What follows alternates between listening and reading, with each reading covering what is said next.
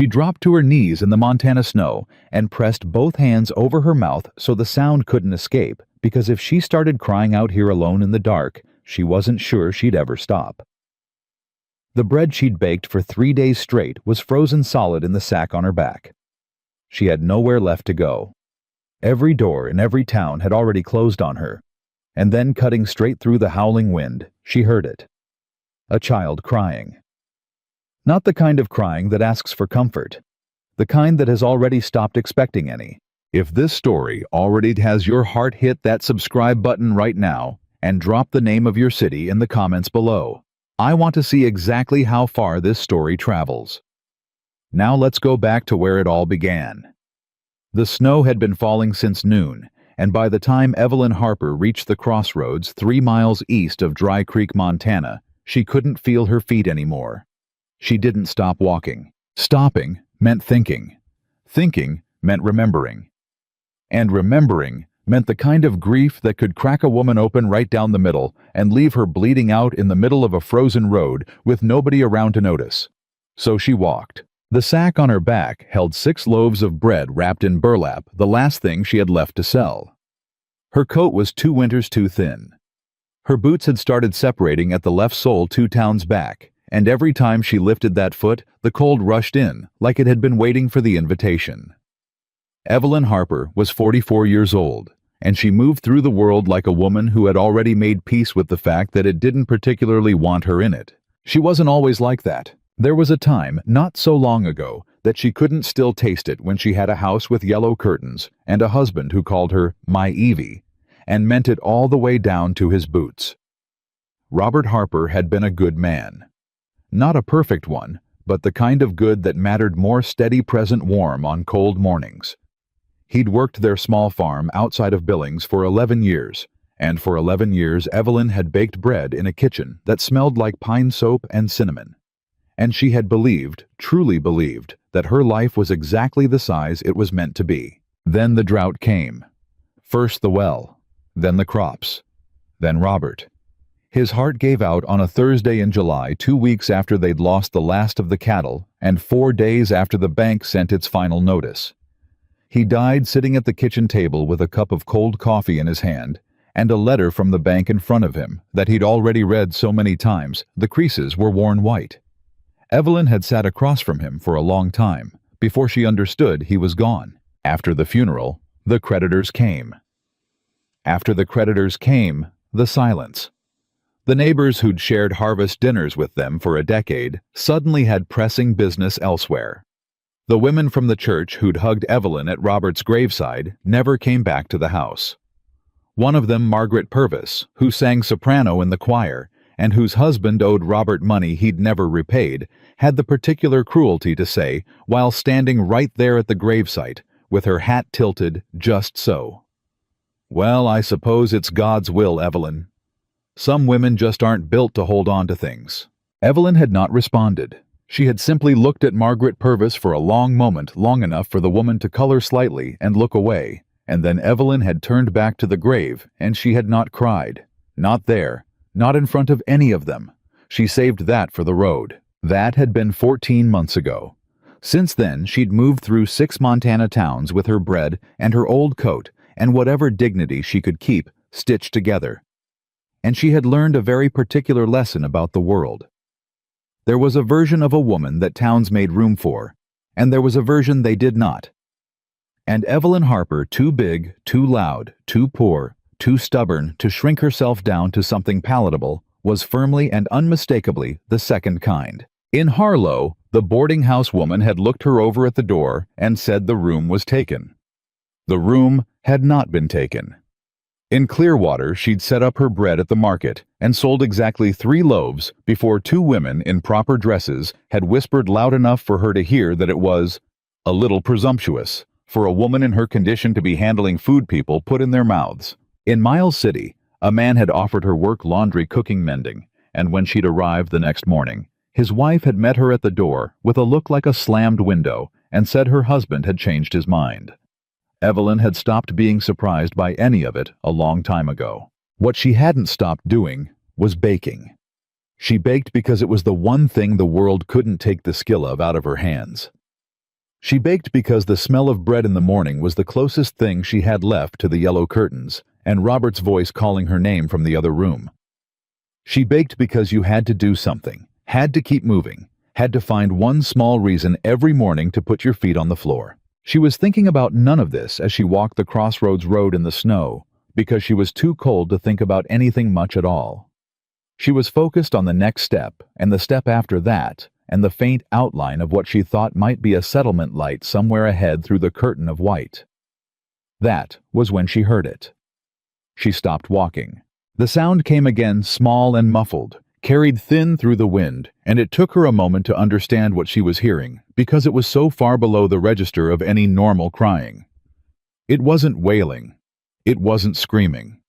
It was the particular sound that children make after they have cried so long and so hard for so many days that the sound has worn itself down to almost nothing, a hollow rhythmic hitching like breathing with a crack in it. Evelyn stood very still in the snow. She turned toward the sound.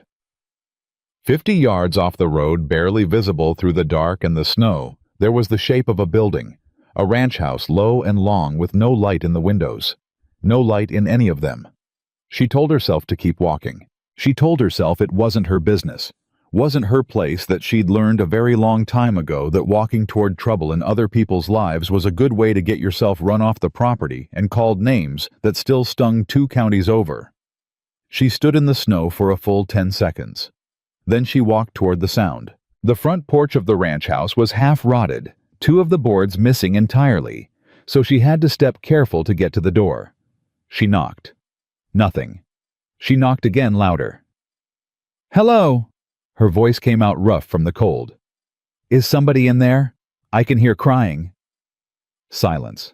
Then the faint sound shifted, moved, became less like crying, and more like holding very, very still. "I ain't here to cause trouble," Evelyn said, and something in her voice must have changed, softened, because the door cracked open. The girl who opened it was maybe 13, with dark circles under her eyes, so deep they looked bruised, and a shawl wrapped around her shoulders that was more holes than fabric. She looked at Evelyn, the way children look at strangers, when they have already learned that strangers rarely mean good things, assessing, braced, ready. "We don't need anything," the girl said. Her chin was up. "Honey," Evelyn said quietly, "I can hear your little brother crying through the walls." Something flickered in the girl's face. She glanced over her shoulder, then back at Evelyn, and in that glance, Evelyn saw the whole story without needing to hear a word of it. "My name's Evelyn Harper," Evelyn said. "I was a farmer's wife up in Billings County before the drought took everything. I got 6 loaves of bread in this sack, and nowhere particular to be." She held the girl's eyes. "Will you let me in?" The girl. Emma, though Evelyn didn't know her name yet, looked at the bread sack. Then she opened the door. The inside of the house hit Evelyn like a fist. Not the cold, though it was nearly as cold inside as out. Not the darkness, though there were only 2 candle stubs burning on the kitchen table, and their light barely reached the corners. It was the children. 4 of them, arranged around the table, in the kind of stillness that comes not from peace, but from exhaustion, from having been still so long that movement had started to feel like something that happened to other people. The oldest was the girl at the door, Emma. Beside her, a girl of about 10, with watchful eyes, and both arms wrapped around herself, not for warmth, but for something else, something less nameable.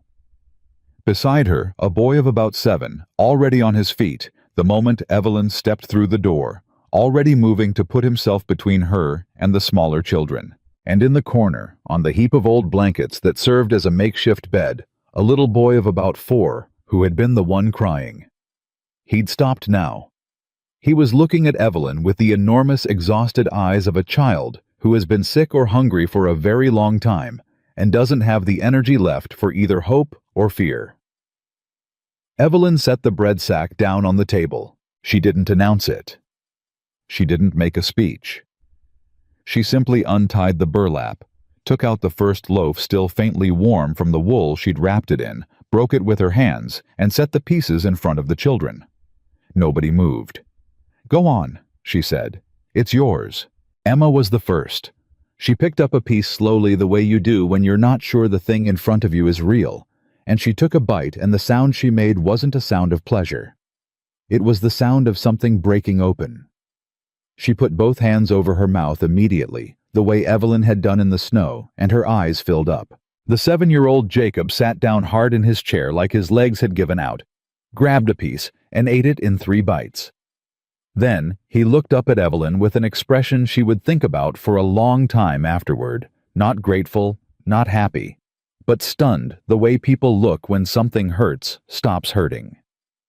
Like they'd forgotten what the absence of pain felt like. Sophie, the 10-year-old, ate quietly and quickly, her eyes on the table. And the little one in the corner, Luke, had pushed himself upright on his blankets and was looking at the bread with his hands pressed flat against his thighs. Evelyn picked up a piece, walked to the corner, crouched down in front of him. "Hi there," she said softly. "What's your name?" He looked at her for a long moment.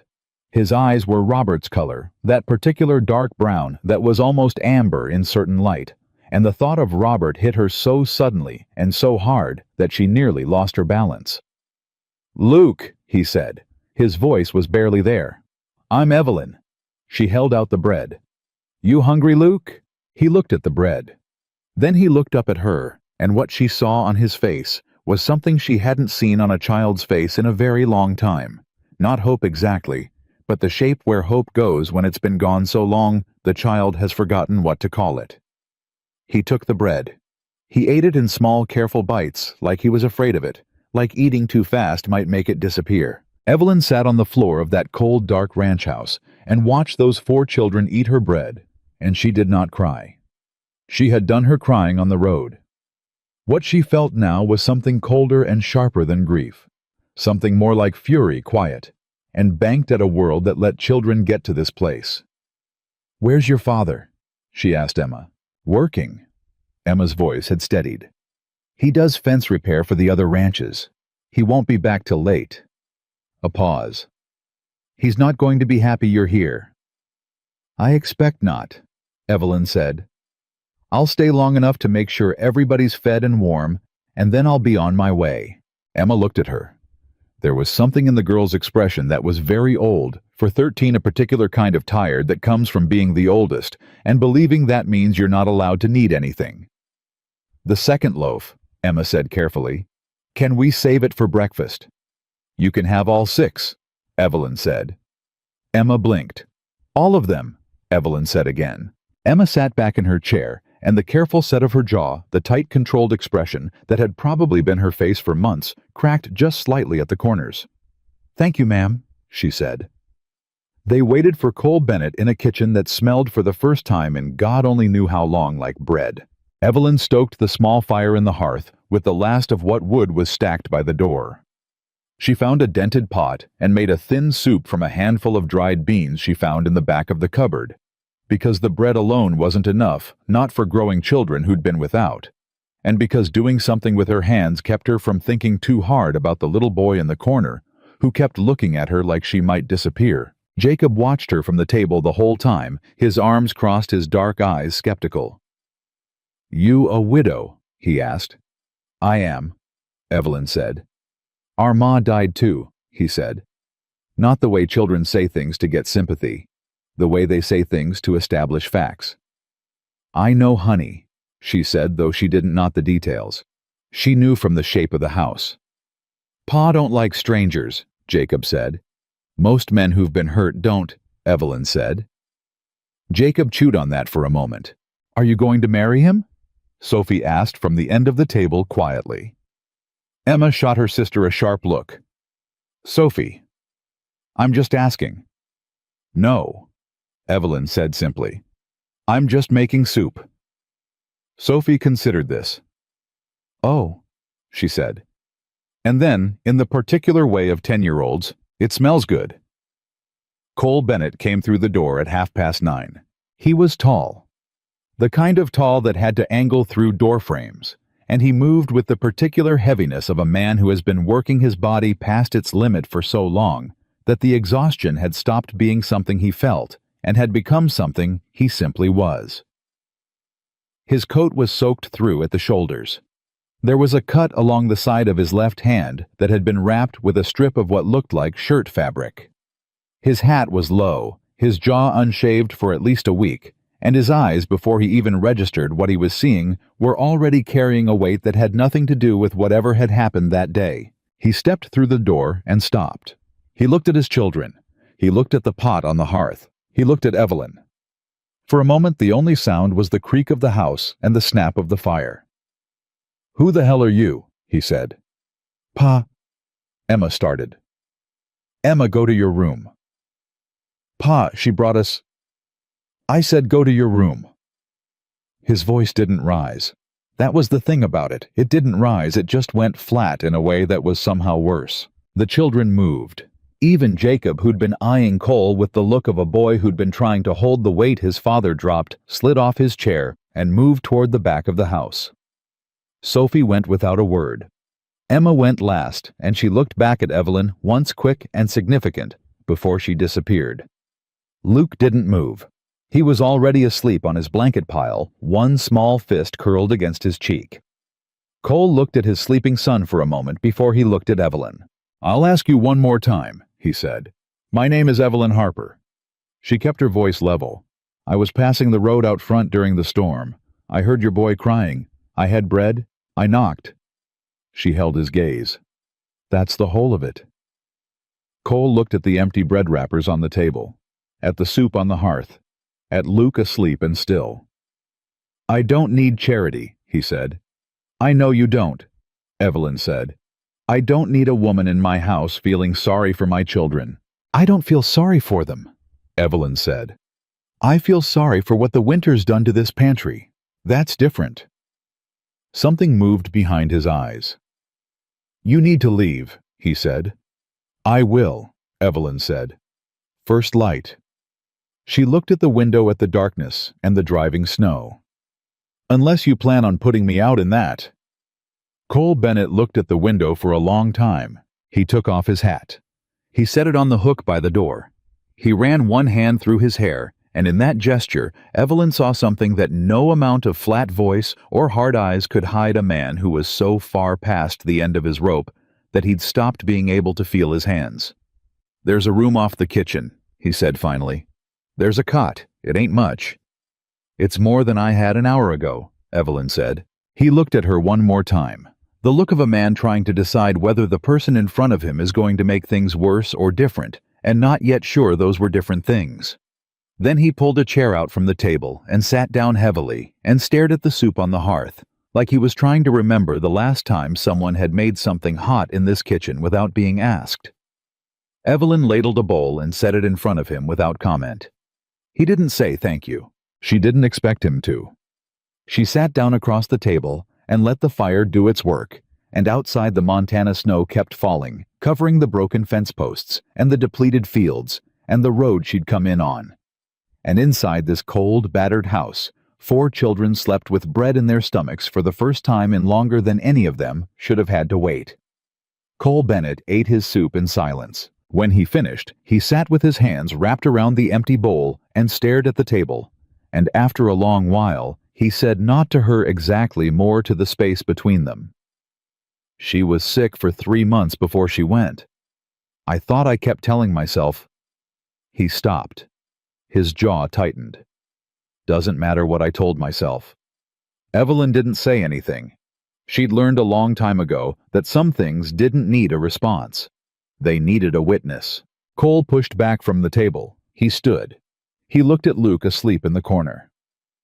"My son," he said quietly, "hasn't laughed since March. He said it the way you say the thing that's been sitting on your chest so long you can feel it in your spine. And then he put his hat back on and went to bed. And Evelyn Harper sat alone in the kitchen of a stranger's house in the middle of a Montana blizzard and listened to the fire and the snow and the particular sacred silence of children sleeping full. She had planned to leave at first light. She was already beginning to understand she wouldn't. She was still there when the sun came up, not because she'd decided to stay. Not yet. But because when first light crept under the kitchen door, and Evelyn pushed herself off the cot and went to lace her boots. She found Luke standing in the doorway in his nightshirt, his dark hair flat on one side from sleeping, holding the second loaf of bread against his chest with both arms like it was something precious and breakable. He looked at her boots. Then he looked at her face. "You're leaving," he said.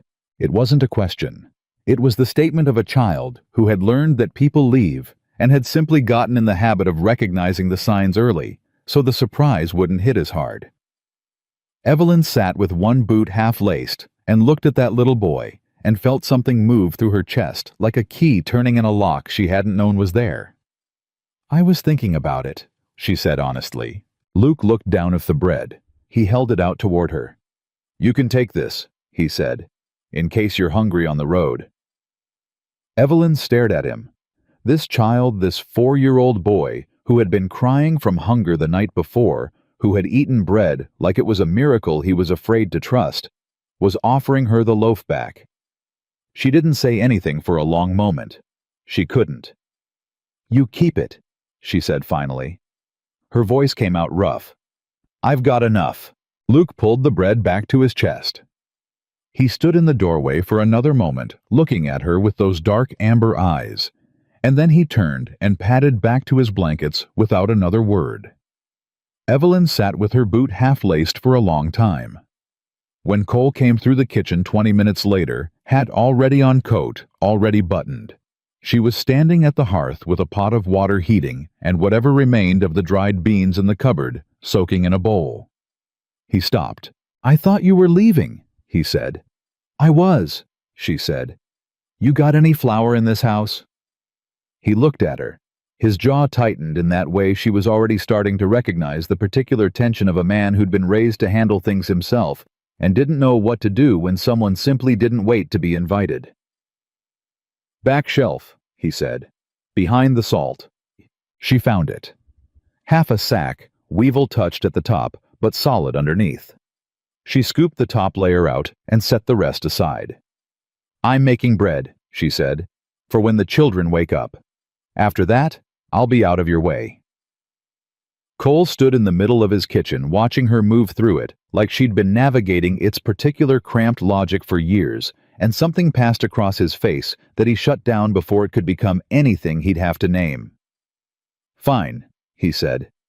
He left. Emma found her an hour later standing at the table working the dough, and the girl stopped in the doorway the same way her father had, with that same instinctive stillness, that same careful reading of the situation before committing to an expression. "You're still here," Emma said. "For now," Evelyn said.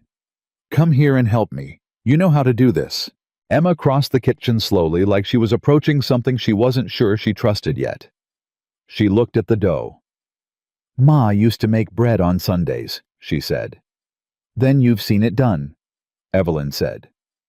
"Put your hands in." Emma hesitated. Then she pushed up her sleeves and pressed both hands into the dough, and for a moment her face went completely still. Not blank, but quiet. The way faces go when a smell or a texture hits some deep interior thing that the thinking mind doesn't have access to. Her eyes dropped. "It feels the same," Emma said quietly. Her dough felt like this. Evelyn kept working and didn't look up. "Most bread dough does," she said. "That's one of the good things about it." Emma worked beside her in silence for a while, and then not looking up. "Either," she said. "How long has it been?" "Since your husband." 14 months, Evelyn said. "Does it stop?" Emma asked. Her voice was very careful, the way you make your voice when you're asking the question you actually need answered, and you're terrified the answer might be no. Evelyn thought about Robert, about yellow curtains and cold coffee, and a letter with white worn creases. She thought about the road from Billings through 6 Montana towns, about the particular sound of a door closing on you before you've even finished knocking. "It changes," she said. "It doesn't stop, but it changes into something you can carry different, something that doesn't knock you down every time you turn a corner." She glanced at Emma. "Your mama, how long's it been?" 11 months, Emma said. "Pa says she would have wanted us to be fine. He says it every time Jacob cries." A pause. "I think he says it so he doesn't have to cry himself." Evelyn didn't respond to that because Emma hadn't said it to get a response. She'd said it because she'd been holding it and needed somewhere to put it down for a minute. They finished the bread together. Jacob appeared at the kitchen table mid-morning, dropped into a chair, and stared at Evelyn with the frank, unsentimental scrutiny that 7-year-old boys bring to things they haven't yet decided about. "You know how to rope?" he asked. "No," Evelyn said. "Pa says a person who can't rope ain't much use on a ranch." "Your pa's probably right," Evelyn said. "I can bake sow plant and doctor a fever. You tell me if that's useful and I'll take your word for it." Jacob considered this with genuine seriousness. "Luke had a fever last month," he said. "It was real bad." "What did your father do?" "Sat up with him 3 nights, Jacob said. "Didn't sleep, just sat there." He picked at the edge of the table. "Pa's real good at sitting with people when they're bad off. He just don't know what to do when they're okay." Evelyn looked at this 7-year-old boy who had watched his father closely enough to understand him in a way most adults took decades to manage, and she felt that quiet fury again, not at Cole Bennett, not at any one person, but at the particular cruelty of circumstances that asked children to become fluent in grief before they'd finished losing their baby teeth. "You're a smart boy, Jacob," she said. He lifted his chin. "I know," he said, and for just a second, one single unguarded second, she saw the child under the armor of him quick-eyed and proud, and aching for someone to say it out loud. Then Sophie came in and ruined the moment by asking if there was more bread, and Jacob called her greedy. And Sophie called Jacob bossy, and the kitchen filled up with the ordinary glorious chaos of children arguing over food, and Evelyn stood at the hearth and stirred the beans, and let the noise wash over her, like something she hadn't realized she was thirsty for. She had intended to leave after the bread. She stayed through lunch. She told herself she was staying because the children needed feeding, and Cole Bennett's cupboard was a disaster, and someone with sense needed to take stock of what was in there and figure out how to make it last. She told herself it was practical. She was good at telling herself things were practical. What she didn't tell herself, what she pushed firmly to the back of the shelf, and stacked other things in front of, was the way Luke had pressed the bread loaf back toward her at dawn. The way Emma's face had gone quiet, touching dough that felt like her mother. The way Jacob had said Pa's real good at sitting with people when they're bad off with the particular precision of a child who had been paying much too close attention. She stayed through lunch. She stayed through the afternoon.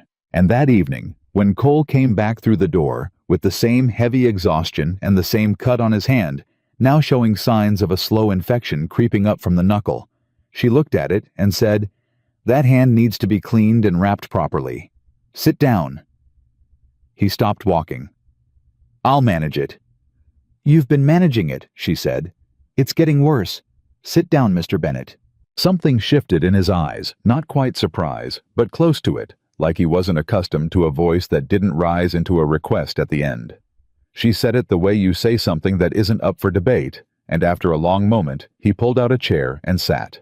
She found clean cloth and the small bottle of whiskey she'd spotted behind the flower used for medicine. She guessed from the way it sat apart from everything else, and she cleaned the wound without ceremony while he held very still and looked at the wall. "You should have had this seen to 2 days ago," she said. "I know," he said. "A hand infection can turn bad fast." "I know that too," he said. His jaw was tight, not from the cleaning she thought, but from something else. From being tended to, from sitting still while someone took care of something he'd been ignoring because he didn't have the space in his life to stop and address it. She wrapped it and tied it off and sat back. He looked at his hand for a moment. "Thank you," he said, and it came out like it cost him something. "You're welcome," she said simply. He looked at her, then really looked the first time since she'd arrived that he'd done it straight and without the guardedness that had been his face's default setting. He looked at her the way you look at something you've been trying to figure out and haven't quite managed. "Why are you still here?" he asked. Not unkindly, genuinely. Evelyn considered the question with the same honesty she'd given Luke that morning. "Your boy offered me back the bread I'd given him," she said, "so I'd have something to eat on the road." Cole went very still. "He's 4 years old," she said. and he offered me back the food I'd brought him." She met Cole's eyes. "I figured a family that raises children like that deserves at least one more day." Cole looked at his wrapped hand. Something moved in his face, deep and slow, like the shift of something large underwater. His throat worked. "He's been—" Cole started and stopped, started again. "Since his mother. He barely talked for 2 months, just stopped. Sophie and Emma and Jacob, they grieved loud. Jacob broke 3 fence posts with a rock. Sophie didn't eat for a week. Emma scrubbed this house from floor to ceiling every single day for a month." He exhaled. But Luke just went quiet, like something in him turned down. He stopped talking and looked at the table. "Last night was the first time I've heard his voice have any—" He searched for the word. "Anything in it. In a long time." Evelyn sat with that. "Children are resilient," she said finally, "but they're not indestructible. They need to see adults survive hard things, so they know it can be done." Cole looked up. "I keep telling them their mother would want them to be fine." "I know," Evelyn said. "Emma told me." His expression shifted, quick and uncomfortable, the look of a man who has just discovered something he said in private has traveled further than he intended. "She's a good girl," Evelyn said. "She worries about you." "She shouldn't. She does anyway," Evelyn said. "That's what children do when their parents carry things alone. They start trying to carry it with you whether you ask them to or not." She looked at him steadily. "You're not protecting them by pretending you're fine, Mr. Bennett. You're teaching them that pain is something you hide." The silence that followed was the kind that has weight to it. Cole's hand, the good one, pressed flat against the table. He didn't respond for a long time. When he did, it wasn't a response to what she'd said. It was something else entirely. Something that had apparently been sitting in him, waiting for the right moment to surface. "I owe the bank 4 months, he said. "I've got until spring to make it right, or they take the land." He said it flat, and even the way you say something that's so heavy, you've had to drain all the feeling out of it just to get it out of your mouth. "I've been doing every repair job in a 20-mile radius. Fence work, barn work, whatever they'll pay me for. It ain't enough." He looked at the window. "I don't know how to fix it. I fix everything else. I can't fix this." Evelyn was quiet. "My wife," he continued, voice dropping lower. "She kept the books. She knew where every penny was. After I found out real quick I'd been doing the work, and she'd been doing the thinking that made the work mean something." He pressed his hand harder against the table. "I didn't know how much of this place was her until she was gone." Evelyn heard what lived underneath those words, not just grief, but guilt. The particular crushing guilt of realizing too late what someone held together while you weren't looking.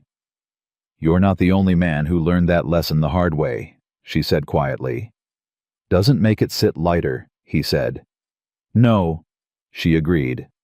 "It doesn't." She looked at the pot on the hearth, at the small, warm circle of the kitchen, at the shapes of the sleeping children just audible through the walls, and she made a decision that she would not let herself examine too carefully, because she knew if she examined it, she might talk herself out of it.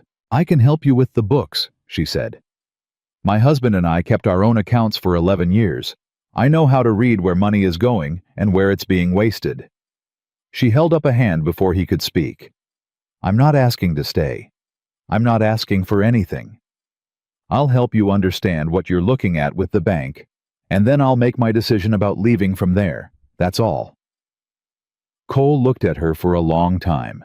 "You don't know me," he said. "You walked in off a snow road 2 nights ago." "That's true," Evelyn said. "Why would you do that?" She thought about it.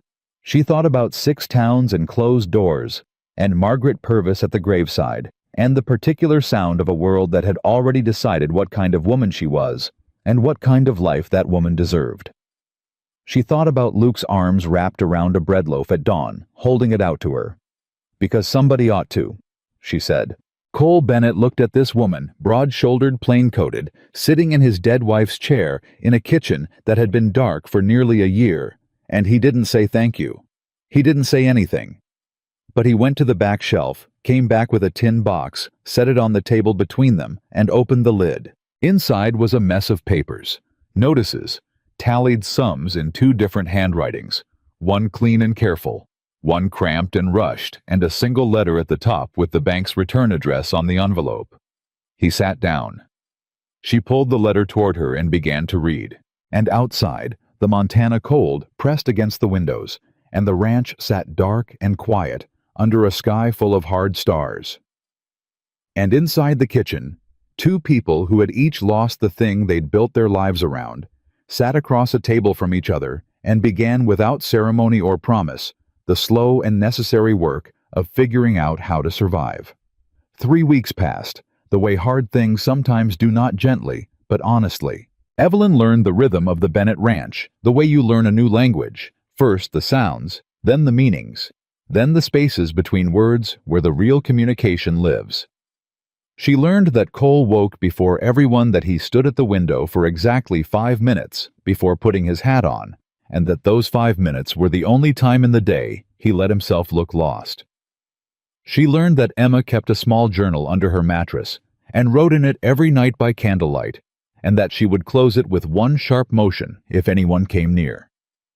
She learned that Jacob's anger was always about fear, that every time he raised his voice or knocked something over, he was really asking a question he didn't know how to say with words. She learned that Sophie noticed everything and said almost nothing, and that Sophie's silences were the most articulate thing in the house. And she learned that Luke followed her like a shadow from the moment his feet hit the floor every morning, until the moment he fell asleep at night, sometimes in his own bed, sometimes on the floor beside the hearth, and twice already in the chair beside hers. Cole didn't ask her again when she was leaving. She didn't bring it up. The books told a hard story, but not an impossible one. 2 weeks of working through every paper in that tin box and cross-checking Cole's accounts against the bank's letters had given Evelyn a clear picture. The debt was real, the timeline was brutal, but there were 2 fence contracts Cole hadn't billed correctly, and one neighbor who owed him $60 for a barn repair he'd apparently done and then simply forgotten to collect on, because that was the kind of man he was, the kind who worked and didn't always remember to ask what the work was worth. She wrote the letters herself. Cole read them twice. Each changed 2 words and sent them. The $60 arrived on a Tuesday. Cole held the envelope for a long time before he opened it. When he pulled the bills out and counted them, his hand was not entirely steady. "That's 3 months' feed," he said. "And 2 months toward the bank," Evelyn said. He looked up. "How do you know that?" "I read the terms," she said. "Page 3 of the letter you'd never opened." He stared at her.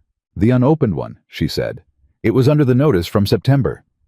Cole put the money down on the table and pressed both hands flat against the surface and breathed in the slow, deliberate way of someone keeping a very firm lid on something. Then he said roughly, "Why didn't I should have." "You were keeping 4 children alive by yourself," Evelyn said. "You can't do everything." "I should have done that." "Maybe," she said. "But you didn't and I did, and we're here now. Let's stay in the present, Mr. Bennett." He looked at her with an expression that lived somewhere between gratitude and something more complicated. The look of a man who has been alone with his failures so long that having someone else name them without condemnation is nearly harder to take than judgment would have been. "Cole," he said. She looked at him. "You can call me Cole," he said. "Mr. Bennett is what the bank calls me." "All right," she said. "Cole." He picked the money back up and went to put it in the tin box, and that was as close as either of them came to marking the moment. But something had shifted. The children felt it before either of the adults acknowledged it. Emma started setting a 5th place at the table without being asked. Jacob stopped watching Evelyn with the narrowed eyes of a boy inventorying a stranger and started watching her with the entirely different eyes of a boy protecting something he'd decided was his. Sophie began bringing small things to leave beside Evelyn's cot: a smooth stone, a pressed flower frozen stiff from the cold, a small drawing she'd done in charcoal of the kitchen that included in the corner near the hearth a round figure with dark hair that could only be one person. She never said a word about any of it. She just left the things and walked away. And Luke. Luke walked up to Evelyn on a Wednesday morning with something in his closed fist, and when she crouched down to his eye level, he opened his hand to show her a small button, brass with a pattern of a star on its face. "It was Mama's," he said.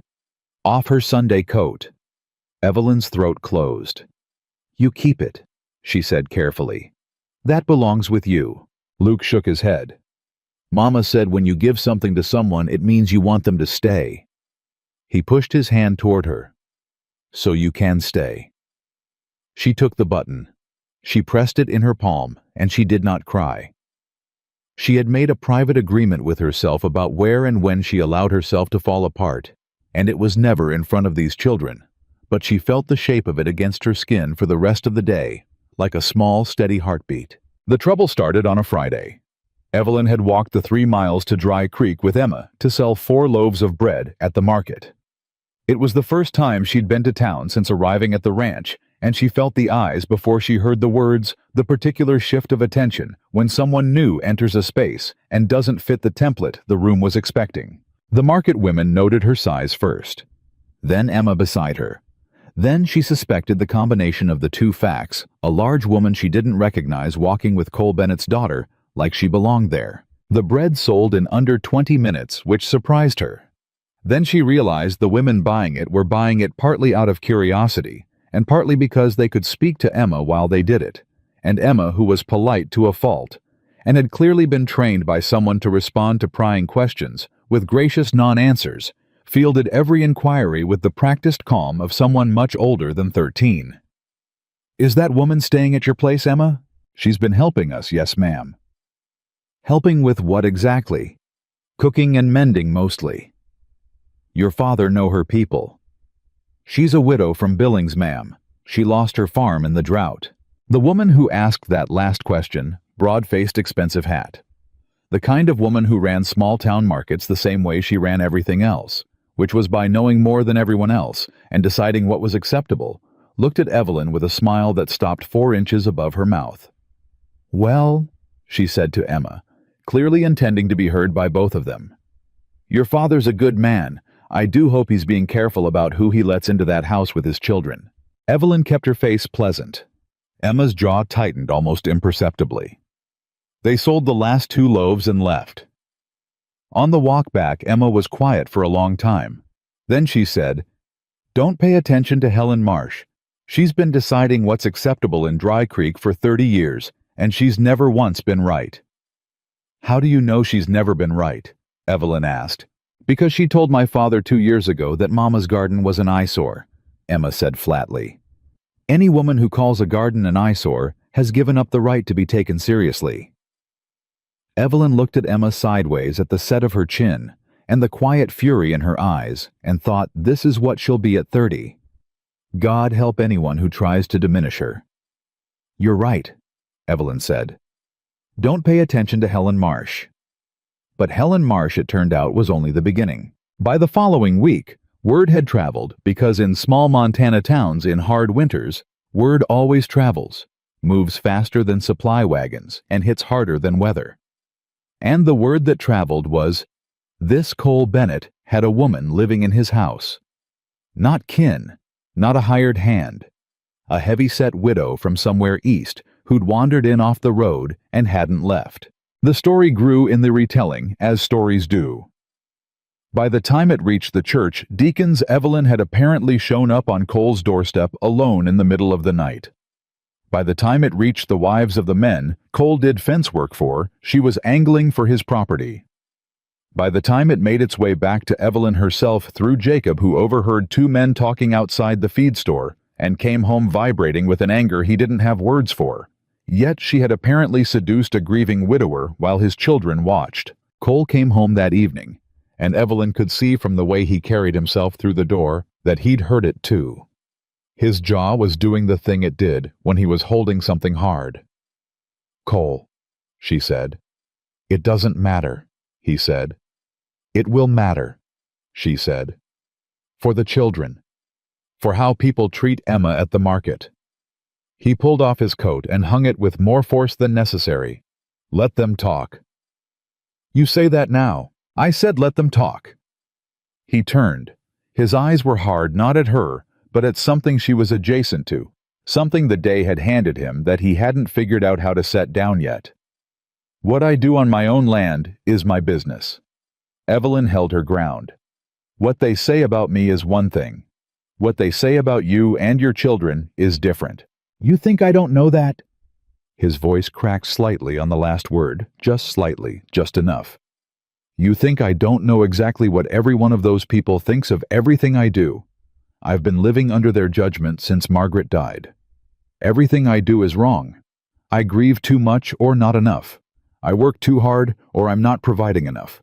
I'm either neglecting my children or I'm coddling them. He exhaled hard. I cannot win with these people, Evelyn. I stopped trying 6 months ago. It was the first time he'd used her first name. They both noticed it. The room held very still for a moment. All right, Evelyn said quietly. All right, Cole. He sat down at the table. He put his hands over his face and stayed like that for a moment, not breaking, just pressing the day back, and then he lowered his hands and looked at her with eyes that were tired, in the particular way of someone who has been strong for too long in too many directions at once. I don't want you to leave, he said. The children, I know, she said. They're better. He said it plainly, like a fact he'd been sitting with. Whatever's different in this house since you came, they're better. Luke is laughing. Emma stopped walking around like she's apologizing for taking up space. Jacob is... A short, raw sound that might have been a laugh. Jacob argued with me for 20 minutes yesterday about the best way to patch a fence post, and it was the best 20 minutes I've had in months.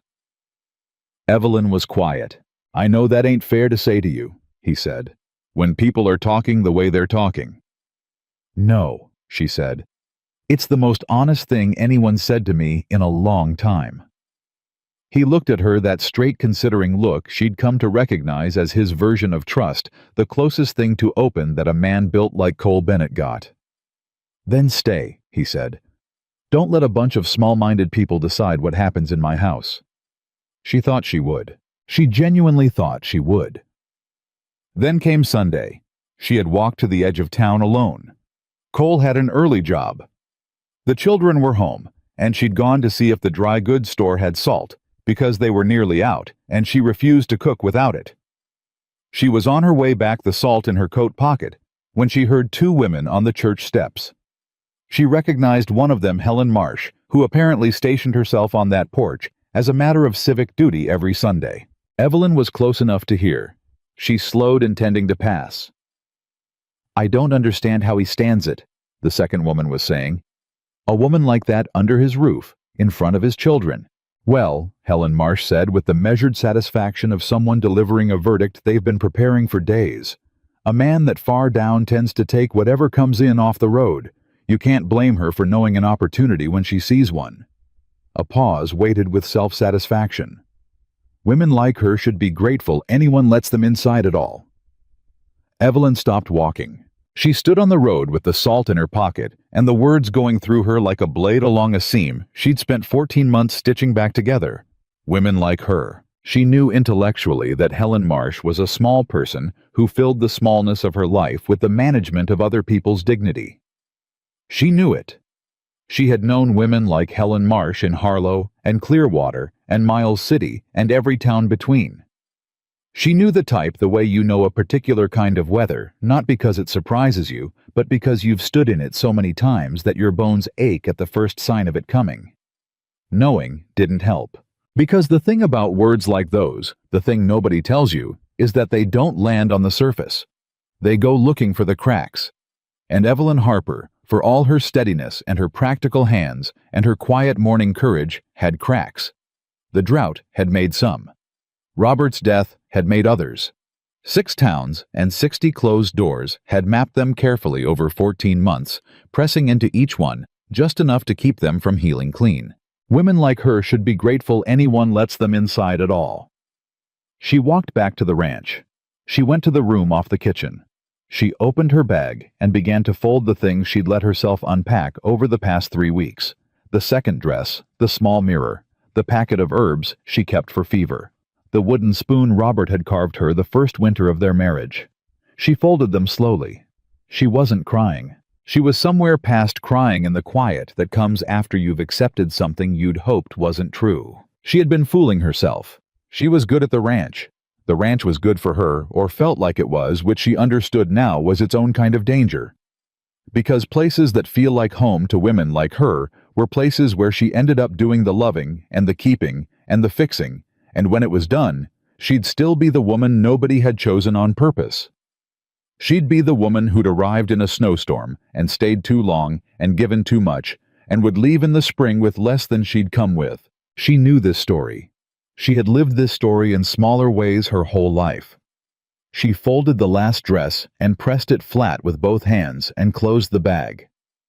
She sat on the edge of the cot with the bag between her feet and looked at the wall.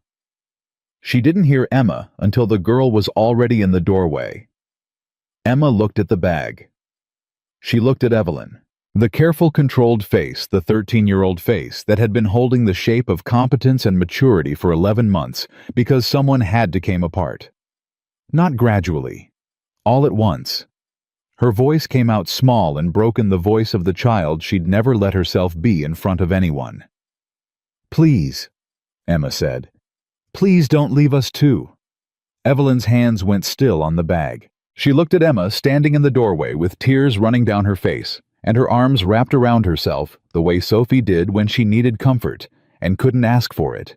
And Evelyn understood something she hadn't fully understood before, hadn't let herself understand, because understanding it meant the calculus of leaving was no longer simple. These children hadn't just gotten used to her being there. They had built something around her presence, something fragile and new and necessary, the way new skin grows over a wound, not tough yet, not finished, but alive. And if she left now, she wouldn't just be removing herself. She'd be removing the first thing in 11 months that had made this house feel like it had a future. "Emma," she said. Her voice came out unsteady. "I know it's not fair," Emma said fast, like she'd been rehearsing. "I know you got your own life and your own places to be. I know Pa's not. I know he's hard to be around sometimes, and I know the town is saying things, and I know you don't owe us anything." She pressed the back of her hand to her mouth for a moment. "But Luke gave you Mama's button, and Sophie left you her drawing, and Jacob—" Her voice broke entirely on her brother's name. "Jacob told me last night that you were the first person who made him feel like it was okay to be angry. He's 7 years old, and he's been ashamed of being angry for a year, and you made it okay in 2 weeks." The room was very quiet. "Please," Emma said again, barely above a whisper. Evelyn sat with her hands on the closed bag, and Emma's words and Luke's brass button, and the shape of a world that had spent 14 months telling her she was too much, and she felt something in her chest that she hadn't felt since the kitchen with yellow curtains, the dangerous, terrifying sensation of not wanting to leave. She did not open the bag. She sat there with her hands on it, and she did not open it. And outside, the Montana wind came down off the mountain and shook the walls of the old ranch house, and inside the room off the kitchen, a 44-year-old widow and a 13-year-old girl looked at each other in the particular silence of people who are deciding without saying the word whether to trust the thing that's growing between them. Evelyn's hand moved from the bag. She didn't speak, not yet. But her hand moved. She didn't unpack the bag that night. She left it sitting on the floor beside the cot, and she went back to the kitchen, and she made supper, and Emma sat at the table and didn't say another word about what had happened in that room, which was the kind of grace that Evelyn had not expected from a 13-year-old girl, and recognized immediately as her mother's gift to her, the understanding that some things once said didn't need to be said again. Cole came home and ate, and looked at Evelyn twice across the table, with the particular look of a man who suspects something has shifted, but can't identify what, and Evelyn kept her eyes on her bowl and didn't give him anything to read. Later, after the children were in bed, she went back to the room and looked at the bag for a long time. Then she pushed it under the cot with her foot out of her line of sight, and lay down and looked at the ceiling and listened to the house settle around her, and tried very hard not to feel anything she couldn't afford. She mostly failed. 2 days later, the storm arrived. It came down from the north. the way the worst Montana storms always did. Not announced, not gradual, but sudden and total. The sky going from gray to white to nothing between 1 hour and the next. Cole had ridden out early to finish the last section of a fence job, 2 ranches over, and Evelyn was in the kitchen with Sophie learning how to make proper biscuits when the wind hit the house so hard the walls creaked, and Luke, sitting on the floor near the hearth, looked up with his eyes wide. "That's a bad one," Jacob said from the window. Evelyn looked at the window. What she could see was white, pure, solid, moving white. "Get away from the glass," she said. Jacob stepped back. "Pause out in that." "I know," Evelyn said. "He knows this land. He'll find shelter until it passes." She said it with the steadiness she'd learned to project when children needed a ceiling, not a window. And she kept making biscuits, and she did not let her hands shake. Cole came through this door 40 minutes later, half frozen, ice crusted along his collar, and the look on his face when he saw all 4 children and Evelyn in the kitchen was the look of a man who has spent 40 minutes in a whiteout telling himself everyone inside was fine and not entirely believing it. He stood in the doorway and counted them. She could see him do it quick and almost involuntary, the way parents count without meaning to. "You're all here," he said. "Where else would we be?" Jacob said, with the studied nonchalance of a 7-year-old who had also spent 40 minutes telling himself his father was fine. Cole pulled off his frozen coat and looked at Evelyn. She looked back. Something passed between them that neither of them named. "Road's gone," he said. "Both directions." "How long?" she asked. 2 days. Maybe 3. He looked at the children. "We're not going anywhere." Sophie looked up from the biscuit dough with an expression Evelyn had come to read very well, that particular soft attentiveness that meant Sophie was adding this moment to her interior catalog of things that mattered. The family together in the kitchen, going nowhere for 3 days. Evelyn could see Sophie deciding it was not the worst thing. She was right. It wasn't. Itchiel. The first day passed the way enforced closeness always does, awkwardly at first, then with a strange settling. Cole fixed the loose hinge on the back door that had been bothering Evelyn for 2 weeks. Jacob found a deck of cards with 3 missing and invented a game with different rules to account for them, that he then argued about aggressively with everyone who played. Sophie drew. Luke attached himself to Cole's side the way he usually attached himself to Evelyn's, and Cole, who clearly didn't know quite what to do with a small shadow, but wasn't willing to discourage it, moved through his tasks with a 4-year-old within arm's reach and adjusted without comment. Evelyn watched that without meaning to. She watched Cole lift Luke onto the counter to show him how to check the lamp oil. She watched him hold the boy's small hand over the glass to feel the warmth without touching the flame. Explaining in the low, patient voice he used with his children, a different voice than the flat, careful voice he used with adults. A voice with more texture in it, more care, what each part of the lamp did and why. She looked away before he could catch her watching. That evening after supper, they sat around the hearth because there was nowhere else to be, and the storm made the house smaller, and the firelight made everything warmer, and Cole got the children talking about their mother. It happened sideways, the way those conversations do. Jacob mentioned that the card game his mother had taught him didn't require all 52 cards either, and then he mentioned what she'd called it. Some name she'd made up, and then Sophie said she remembered the name wrong, and then Emma said they were both wrong and said the real name. And then Cole said quietly that he didn't remember it by any name because he'd never won, and Clara had never told him her system. Clara. It was the first time any of them had said her name out loud since Evelyn had arrived. The room held its breath for a moment. Then Luke said, "Mama cheated."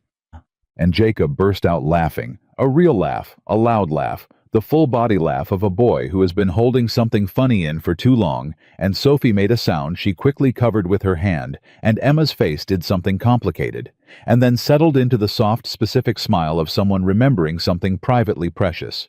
And Cole. Cole laughed. Not a polite sound. Not the short, controlled exhale Evelyn had seen him use as a stand-in for laughter when the children needed him to seem lighter than he was. A real laugh, sudden and unguarded, and it transformed his face entirely, took 10 years off. It took away the furrow between his brows and the set of his jaw and showed something underneath all of it that Evelyn recognized immediately the face of the man he'd been before. He caught her eye across the hearth. He looked slightly surprised by himself. She looked away. Jacob said, "She definitely cheated. She always knew what card you were going to play." "She watched your hands," Emma said. "She told me once. She said you could tell what a person was thinking by watching their hands, not their face. Faces lie. Hands don't." The silence after that was full and warm, and not the kind that hurts. Cole said almost to himself, she was right about that. Evelyn pressed her hands flat against her skirt, without meaning to. The second night of the storm was when things broke open. It was past midnight, and everyone should have been asleep, and Evelyn was sitting at the kitchen table, because she hadn't been able to settle. The bag was still under the cot, and she still hadn't decided about it, not fully, and unfinished decisions had a way of sitting on her chest that made sleep impossible when she heard Cole's boots on the floor. He came into the kitchen and stopped when he saw her. "Couldn't sleep either," he said. "No." He sat down across from her and was quiet for a moment. The storm was still working at the walls, but lower now, a steady pressure instead of an assault. "I owe you something," he said. She waited. I've been letting this house run on what you've built since you got here." He looked at his hands on the table. "The warmth, the food, the way the kids are. I've been letting it happen without saying that it matters, that you matter." He looked up. "I don't say things well. My wife used to say I communicated better with fence posts than with people, and she wasn't wrong." "You say what you mean," Evelyn said. "Most people don't. That's worth more than smooth talking. I told Jacob a month before you came that we'd be fine." His voice changed. "I want you to know I didn't believe it when I said it. I knew what fine looked like, and we weren't anywhere near it." The admission cost him something she could see. "I've been saying we'd be fine every day for 11 months, and waking up every morning less sure I was right. Cole, I stopped living when Clara died." He said it straight the way you say a thing when you've been circling it so long, you finally just walk through it. "I kept doing. I kept working. I kept keeping them fed barely and the lights on barely, and telling myself that was the same as living. It's not the same. I know it's not." His jaw worked. "My kids have been pretending to be okay for a year because they could see I needed them to be. And I let them do it. I let 4 children carry my grief on top of their own because I didn't have the strength to carry it myself." His voice dropped. "I'm not proud of that." Evelyn was quiet for a moment. "You were drowning," she said. "Drowning men don't move gracefully, they just try to stay up." "That's a generous way to put it." "It's an honest one," she said. "I watched my husband fail for 2 years before the drought finished us. I watched him get smaller every season, and I didn't know how to stop it. I blamed myself for a long time." She looked at the table. "I still do sometimes. In the middle of the night when there's nothing else to do." Cole looked at her. "The difference between you and a man who doesn't deserve those children," she said, "is that you know what you didn't do. Men who don't deserve their children don't lose sleep over it." He didn't say anything, but something in the set of his shoulders changed, loosened slightly, the way a held breath releases when someone finally gives you permission to let it go. "Why did you leave Billings?" he asked. "Really, not the practical answer." She looked at him. "That is the practical answer. What's the one under it?" She was quiet for long enough that she heard the storm move in the walls and a log settle in the hearth, and somewhere in the house, one of the children turn over in their sleep.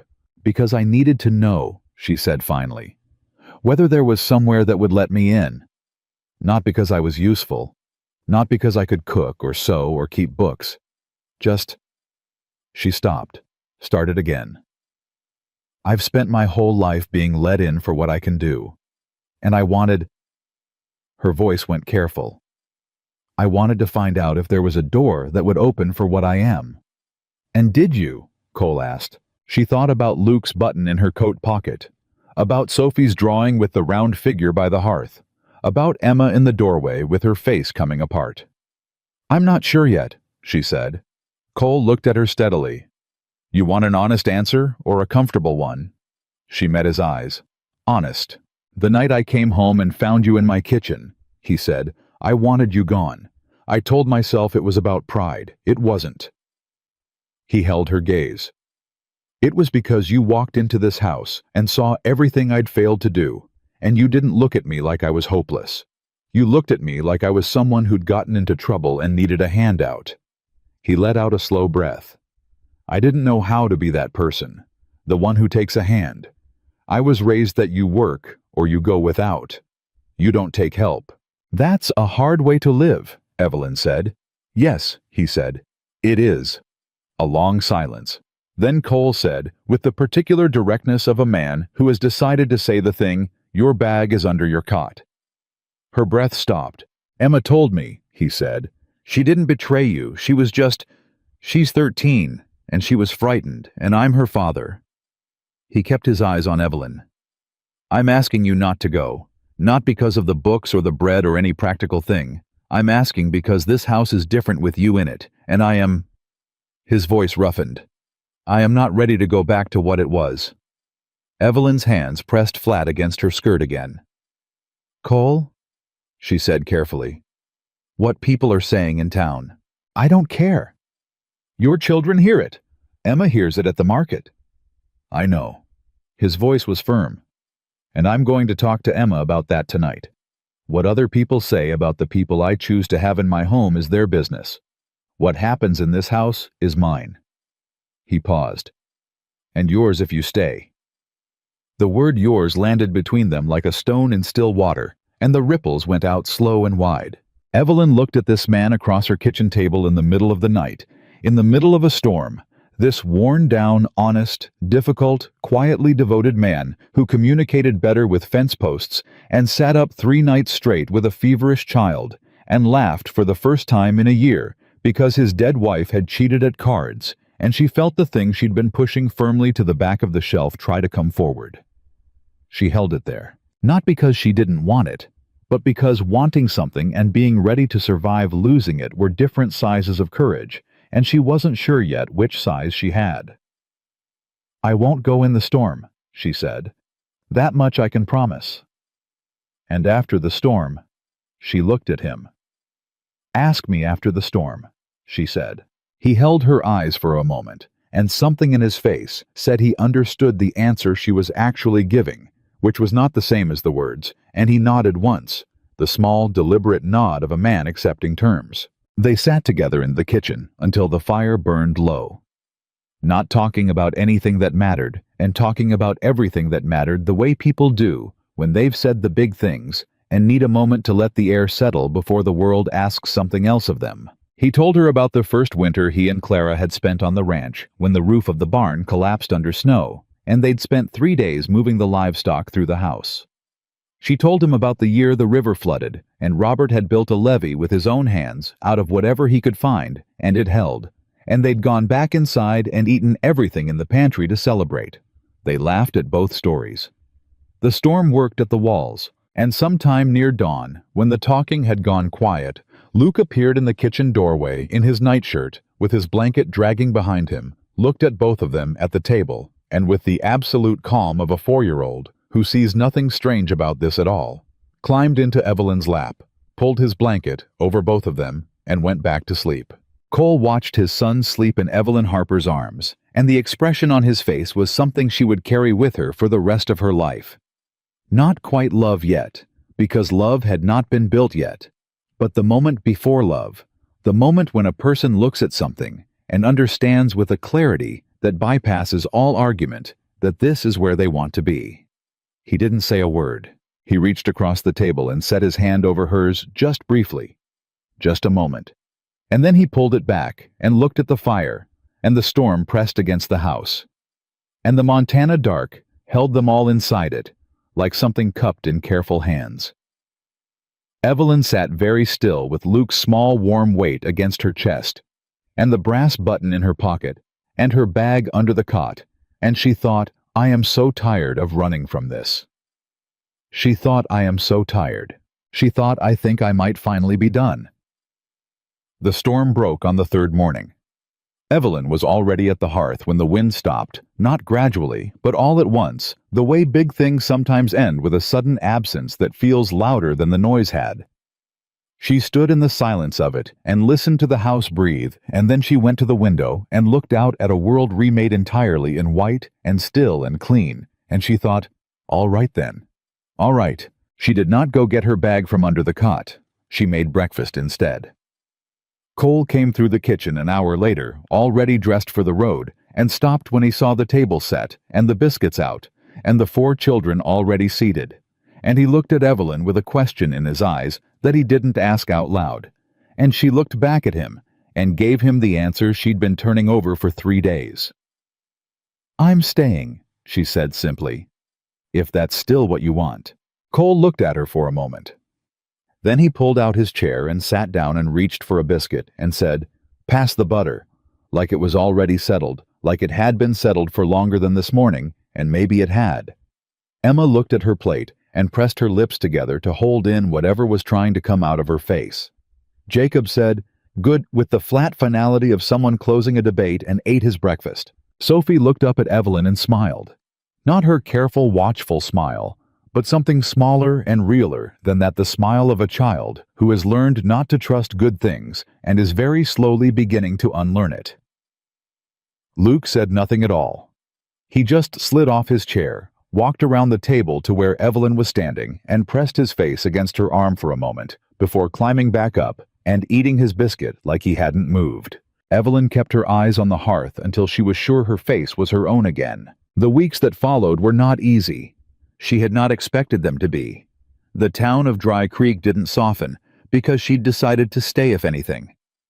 The fact of her continued presence hardened certain people's opinion of the whole situation, and she heard about it at a distance through Jacob's second-hand reports and the particular set of Emma's jaw when she came back from town errands. Helen Marsh had apparently elevated the matter to the church board. 2 of the families Cole did fence work for sent their payments late that month, which might have been coincidence and might not have been. Cole brought it up once directly sitting across from her over the account books. If the work dries up because of the talking, he said, I need to know now. The work won't dry up, Evelyn said. 3 families in this county can't do their own fence repairs and know it. They'll talk and they'll pay. You sound sure. I've watched small towns my whole life, she said.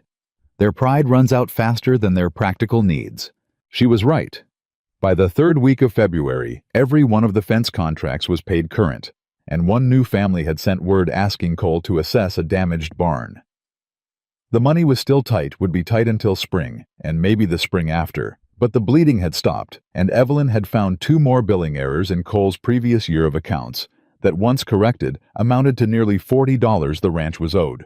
The day Cole collected that money, he came home and set half of it in front of her on the kitchen table. She looked at it. What's that for? Your work, he said. I know you don't need it, he said. It ain't about need. It's yours. You earned it. He held her eyes. Don't argue with me about being paid what you're worth. I won't hear it. She looked at the money. She thought about 6 towns and closed doors and what it felt like to have someone count out what your work was worth and put it in front of you without making you ask. All right, she said. All right, he said. He went to hang up his coat, and Evelyn pressed her hand flat over the bills on the table, and she took a breath that was quieter than the one before it. March came in like a fist and went out like a sigh. The first real change Evelyn noticed was the garden. She'd found the remnants of Clara's kitchen garden along the south wall of the house, the frozen stubs of what had been herbs, the collapsed frame of a trellis, the outline of raised beds gone to hard-packed earth. She'd started working it in the first warm week, turning the soil by hand with the old spade she'd found in the lean-to. And one afternoon, Sophie came and stood beside her without speaking, and then crouched down and started pulling dead roots with both hands. And the 2 of them worked in silence for a long time before Sophie said very quietly, Mama planted lavender here, on this end. We'll plant it again, Evelyn said. Sophie looked at her. "You know how—" "I know lavender," Evelyn said. "It's hard to kill. That's the best thing about it." Sophie was quiet for another moment. Then, "Mama would have liked you." Evelyn's hands went still in the dirt. "She was practical," Sophie said. "Like you. She didn't like fuss. She said the best people didn't make a lot of noise about who they were. You could just tell by watching what they did."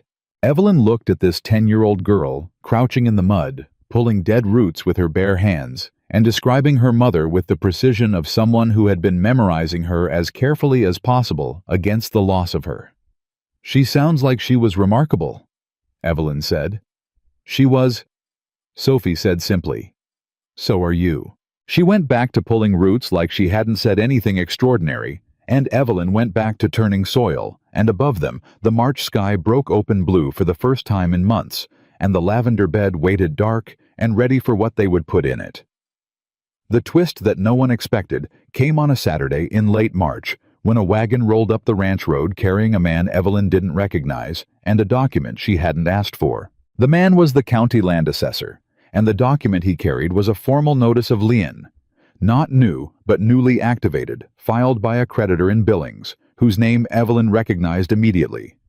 Thomas Aldridge, a merchant who had bought Robert's outstanding debts after the farm failed and had been holding them ever since, apparently waiting for the moment they could be used. The lien was against any assets Evelyn Harper might acquire in Montana.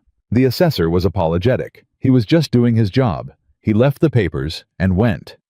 Evelyn stood in the kitchen holding the document and felt the specific cold of a trap closing on her, not around her body, but around the life she'd been quietly, carefully beginning to let herself build.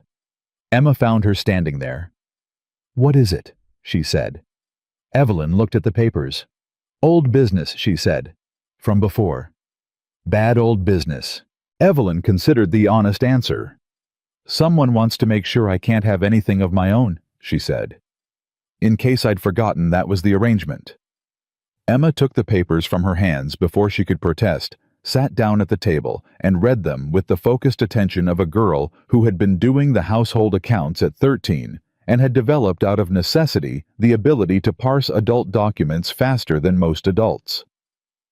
"This is from Billings," Emma said. "Yes." "This man bought your husband's debts." "Yes." "Can he do this file against you when you don't even live there anymore?" "Apparently, he believes he can," Evelyn said. Emma looked up. Her eyes were steady and hard in the way that was entirely her own. "Pa knows a lawyer in Miles City," she said. "From the fence arbitration 2 years ago. I'll write the letter." "Emma." "I'll write the letter," Emma said again with the particular finality that Evelyn had come to understand meant the discussion was over and the work was beginning. Evelyn sat down across from her. "You don't have to." "You stayed," Emma said. She looked at Evelyn without flinching. "You stayed when you had every reason not to. You're not going to lose anything because some man in Billings thinks he can reach all the way to Montana and take it from you." She pulled a sheet of paper toward herself. "I'll write the letter. You tell me what I need to know." Evelyn sat there looking at Emma, this fierce, old-souled, impossible girl who had been mothering everyone in this house since she was 12 years old, and had apparently decided somewhere in the past 2 months that Evelyn fell inside the boundary of what she was protecting, and felt something break open in her chest that had nothing to do with grief. "All right," Evelyn said. "Let me tell you about Thomas Aldridge." Cole's response when he came home and was shown the papers was not what Evelyn expected. She had braced for anger. For the complicated anger of a man who had taken a risk letting her into his home and might now be facing the consequences of someone else's claim on her. She had braced for the look, however brief, of a man recalculating. Instead, Cole read the document twice, set it on the table, and looked at Evelyn. "Emma says she's writing to the lawyer," he said. "She is," Evelyn said. "You don't have to." "This man," Cole said, "filed a lien against you to make sure you couldn't build anything for yourself. After you lost your farm, after your husband died." His voice was very even. "He's been sitting on that waiting."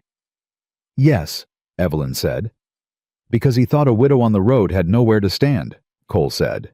She didn't answer because the answer was obviously yes. Cole looked at her for a long moment. "He was wrong," Cole said. He picked up the document, folded it, and put it in his coat pocket to take to Miles City himself the next day. He didn't ask her permission. He didn't make a speech about it. He just put it in his pocket the way you deal with something that threatens your family, and the simplicity of it.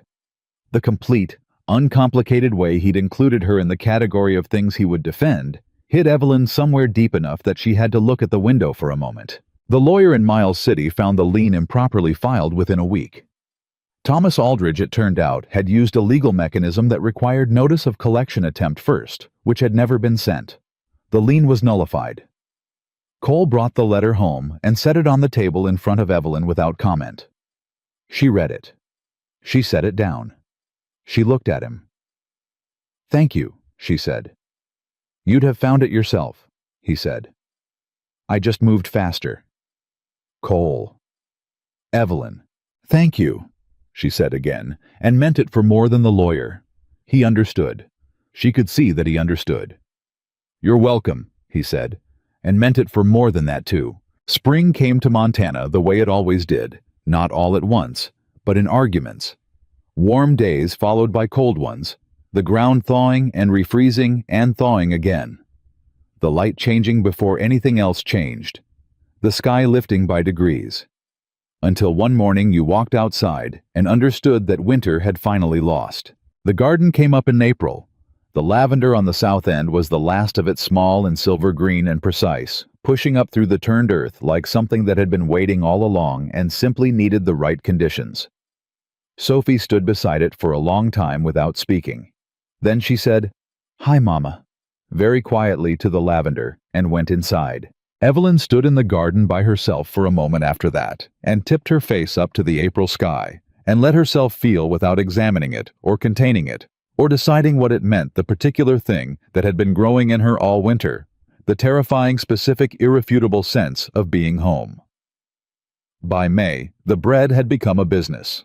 It had started small, a loaf here, a loaf there, traded or sold to the neighboring families, but word traveled as it always did in Montana, and by late spring, there was a regular line of orders that Evelyn was filling out of the ranch kitchen every week. The money went into the household accounts, and from there toward the bank, debt, and by June, the ranch was current for the first time in over a year. The day Cole told her the account was squared, he came into the kitchen and said it straight out, no preamble, and Evelyn set down the bowl she was holding and pressed both hands flat on the table and breathed in slow and even, and Cole watched her do it and didn't say anything, which was exactly right. The women who had whispered about her in February were the same women who came to her door in May asking about bread. She served them. She was pleasant. She did not make them apologize. She had learned a long time ago that requiring people to account for themselves before you'd feed them was a good way to go hungry together, and she was done with hunger in all its forms. Helen Marsh came in June. She arrived at the kitchen door on a Tuesday morning, hat on back straight, with the expression of a woman who has made a decision and is committed to seeing it through regardless of the cost to her dignity. She asked with exquisite politeness whether Evelyn had a loaf available. Evelyn looked at her for one long even moment. Then she wrapped a loaf in cloth, told Helen the price, and took the coins without ceremony, and Helen Marsh walked back down the porch steps with the bread under her arm, and Evelyn watched her go, and felt nothing in particular. Not triumph, not bitterness, not the satisfaction she might have imagined once. Just the clean, quiet sense of a thing that no longer had power over her. Cole had seen it from the yard. He didn't comment until that evening. "Helen Marsh came to your door," he said. "She wanted bread," Evelyn said. He was quiet for a moment. "How is that fine?" Evelyn said. "It was fine, Cole." He looked at her with that straight, clear look of his. "You all right?" "Better than all right," she said, and meant it in every direction. The proposal did not happen the way she might have imagined once in some other life when she still had the luxury of imagining such things.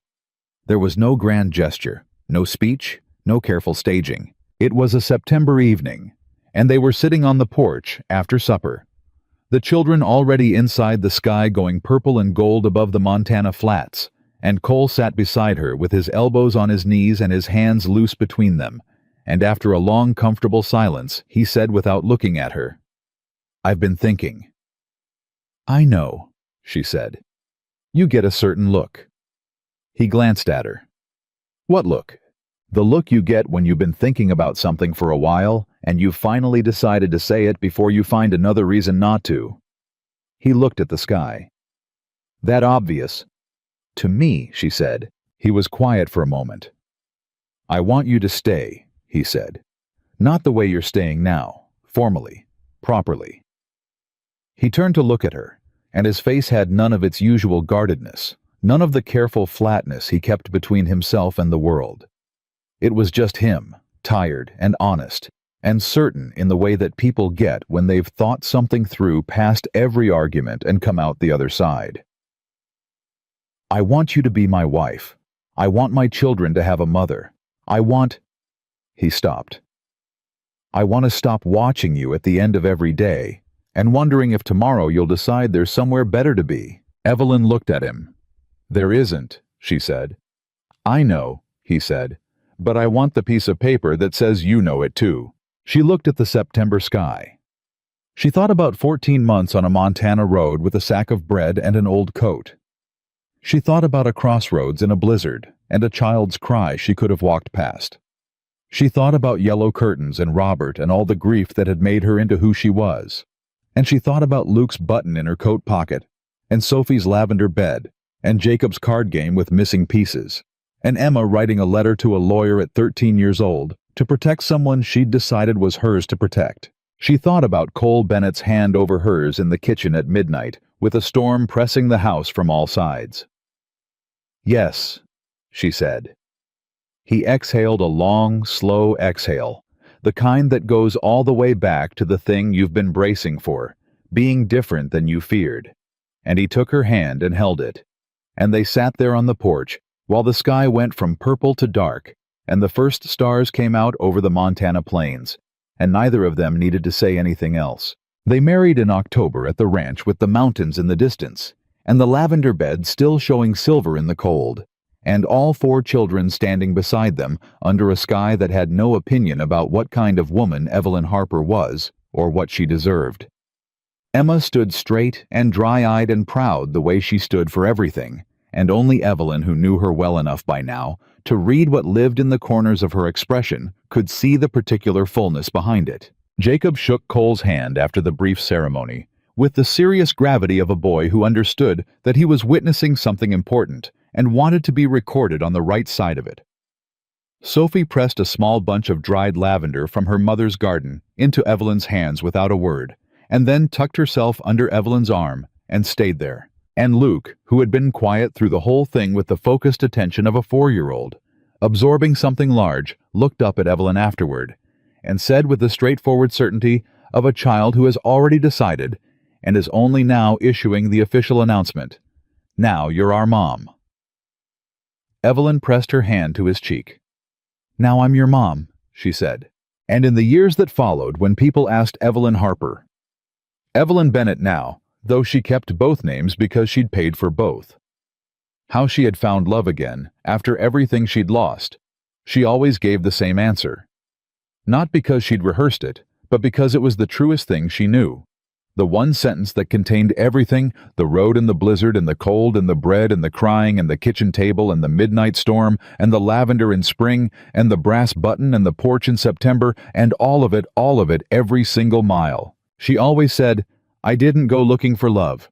I heard hungry children crying in the dark, and I decided not to walk away, and love was what was waiting on the other side of that decision."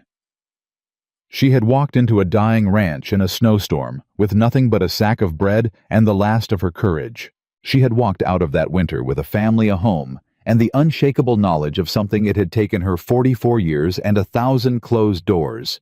To finally understand that a woman who refuses to stop showing up, who keeps baking bread in the dark and knocking on doors that have no reason to open, who hears a child cry and turns toward the sound, when every sensible instinct says, to keep walking, that woman does not need the world's permission to belong somewhere. She makes belonging wherever she stands, and she stays.